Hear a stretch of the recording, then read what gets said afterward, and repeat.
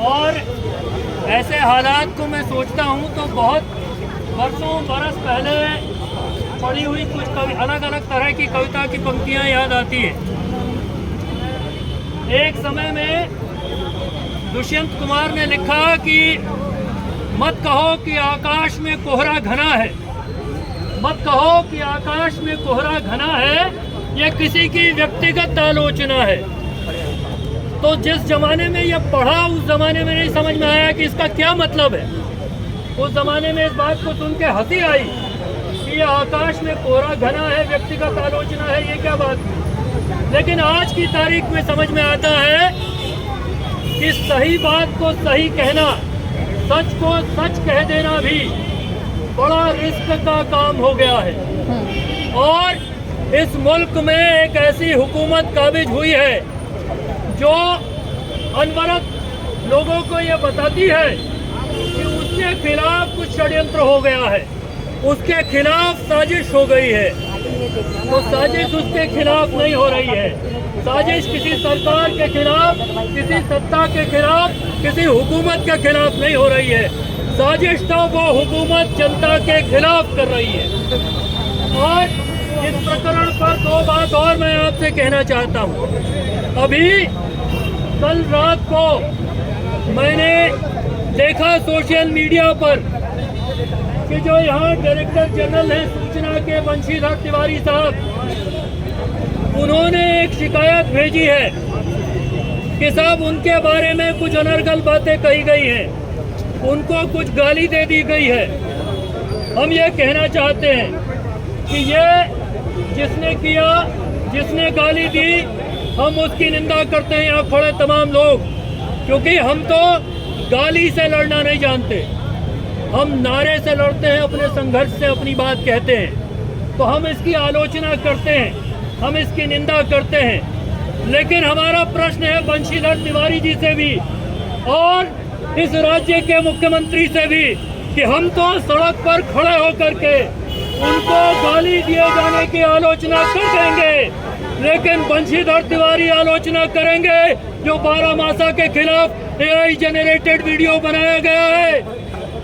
बंशीधर तिवारी आलोचना करेंगे इस बात की कि जो राहुल कोटियाल के खिलाफ अनर्गल आरोप लगाए गए हैं। क्या बंशीधर तिवारी आलोचना करेंगे कि त्रिलोचन भट्ट के खिलाफ जिस तरह का झूठा अभियान चलाया गया, जिस तरह से उनके परिजनों को तक परेशान करने की कोशिश की गई, क्या इसके इस राज्य के मुख्यमंत्री करेंगे ऐसा? तो मैं आपसे कहना चाहता हूं कि न बंशीधर तिवारी ऐसा करेंगे, न पुष्कर सिंह धामी ऐसा करेंगे, बल्कि इस राज्य में जो भी घृणा का प्रसारक है, जो लोगों के खिलाफ घृणा फैला रहा है, जो लोगों के खिलाफ नफरत फैला रहा है, उन सबको संरक्षण है पुष्कर सिंह धामी का। पुष्कर सिंह धामी इस राज्य के भीतर हेट कैंपेन के अगुवा हैं, नायक हैं, रोज नया शिगुफा उछालते हैं। कहते हैं सब अर्बन नक्सल आ गए, कहते हैं जिहादी मानसिकता हो गई, सरकार को अस्थिर करने की कोशिश की जा रही है। मैं आपसे कहना चाहता हूं, सरकार को अस्थिर करने की कोशिश आंदोलन के लोग नहीं कर रहे हैं। आंदोलन करने वाले लोग ये सिर्फ ये कह रहे हैं कि सरकार नियम कायदे कानून से चले, सरकार संवैधानिक तरीके से चले, लोगों के संवैधानिक अधिकारों का सम्मान करे, लोगों को उजाड़ना बंद करे, लोगों के बीच में घृणा फैलाना बंद करे। आंदोलन के लोग तो ये कह रहे हैं। अस्थिरता कहाँ है? आपकी पार्टी के भीतर है, आपकी पार्टी के लोग हैं जो रोज 5 साल से हर मुख्यमंत्री की कुर्सी हिलाते रहते हैं, क्योंकि आपकी पार्टियों के भीतर लोग जानते हैं कि अगर पुष्कर सिंह धामी मुख्यमंत्री हो सकते हैं, अगर चुनाव हारने के बाद भी पुष्कर सिंह धामी मुख्यमंत्री हो सकते हैं, तो हर विधायक को लगता है कि फिर वो क्यों नहीं हो सकता। महेंद्र भट्ट चुनाव हार करके राज्यसभा जा सकते हैं, तो फिर हर आदमी को लगता है कि वो क्यों नहीं हो सकता। तो कुर्सी हिलाने की कोशिश अंदर हो रही है और आप ऐसी स्वतंत्र आवाजों पर शिकंजा कसने की कोशिश कर रहे हो, जो आपकी वैधानिक आलोचना कर रहे हैं। मैं आपसे कहना चाहता हूं, मैंने तमाम लोगों से कहा, अभी पीछे पुलिस के कुछ अफसरों से बात हो रही थी, उन्होंने कहा भाई सरकार अपने तरीके से चलती है, आप अपने तरीके से चलते हैं। मैंने कहा सरकार अपने तरीके से नहीं चल रही है, सरकार अगर ये कह रही है कि इस देश के भीतर हवाला का पैसा आ रहा है, तो सरकार अपने पूरे तंत्र को संदेह के दायरे में खड़ा कर रही है। अगर इस देश के भीतर घुसपैठ हो रही है, अगर इस देश के भीतर हवाला का पैसा आ रहा है और वो किसी को फंड कर रहा है, तो किसका निकम्मापन है? नरेंद्र मोदी और अमित शाह का निकम्मापन है। पुष्कर सिंह धामी के चेले चपाटे ये बता रहे हैं कि हवाला का पैसा इस मुल्क के भीतर आ रहा है। जोशीमठ में आंदोलन चल रहा था और उन्होंने कहा सब चीन करवा रहा है आंदोलन। तो तुमको थोड़ा शर्म आती है? थोड़ा बुद्धि तुम्हारे पास है? तुम्हें एक बार अपने गिरेबान में झांक करके देखो।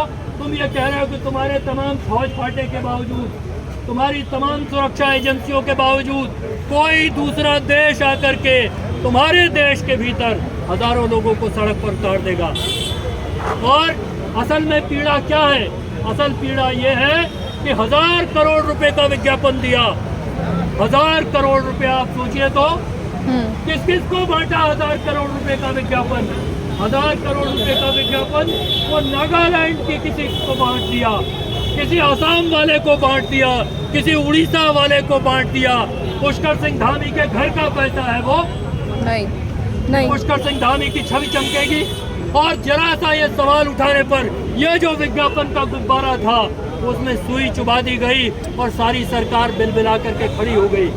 तो हम ये कहना चाहते हैं कि सरकार अगर जनता के पैसे की लूट करेगी, अगर सार्वजनिक धन की लूट होगी, तो उसके खिलाफ बोला जाएगा।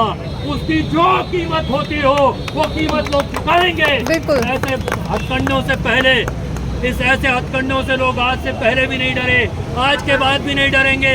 मैं आपसे कहना चाहता हूँ कि वो पाकिस्तान के एक शायर हैं हबीब जालिब, उन्होंने कहा हर सत्ता को, हर सरकार को लगता है तो उससे बड़ा कोई नहीं, उसकी ताकत से बड़ा कोई नहीं, उसके फौज फाटे से बड़ा कोई नहीं, और इनको तो लगता है कि इनके नफरतियों की फौज से बड़ा भी कोई नहीं। तो मैं कहना चाहता हूँ कि हबीब जालिब ने कहा कि वो जो तुमसे पहले एक शख्स यहाँ तख्त नशी था, वो जो तुमसे पहले एक शख्स यहाँ तख्त नशी था, उसे भी अपने खुदा होने का इतना ही यकीन था। वाह। तो जिनको अपने खुदा होने का यकीन हो, हम ये मानते हैं कि जनता की ताकत है, और जनता की ताकत के दम पर ऐसे तमाम खुदाओं को जनता सिंहासन से नीचे उतारती है। तुम ऐसे दमन का रास्ता अपनाओगे, वो राहुल कोटियार के खिलाफ हो, वो त्रिलोचन भट्ट के खिलाफ हो, वो और तमाम स्वतंत्र पत्रकारों के खिलाफ हो, उनकी आवाज़ कुचलने की कोशिश हो। जब जब ऐसी कोशिश होगी, हम जानते हैं इस बात को कि आप ये सोचे थे कि लोग चुपचाप ये तमाशा देखते रहेंगे और आप पत्रकारों का दमन करेंगे। राहुल को के खिलाफ जिस तरह का माहौल बनाया गया, ये संभव था कि 4 दिन के बाद उनकी गिरफ्तारी हो जाती, लेकिन लोग सड़क पर उतरे। तो आप जब जब ऐसा दमन करेंगे, ऐसे दमन की जो कोशिश करेंगे, उसके खिलाफ हम सड़क पर उतर करके लड़ेंगे और तुम्हारी इस तरह की तानाशाह सत्ता को, उसके तमाम लघुए भगवों को बर्दाश्त नहीं करेंगे। तो इस उम्मीद के साथ कि स्वतंत्र अभिव्यक्ति की तमाम आवाज़ों के खिलाफ हम मजबूती के साथ खड़े रहेंगे, और स्वतंत्र अभिव्यक्ति की तमाम आवाज़ें किसी सत्ता के दम पर कुचली नहीं जा सकेंगी। इस उम्मीद के साथ आप सभी का बहुत बहुत धन्यवाद। इनकलाब जिंदाबाद। इनकलाब जिंदाबाद।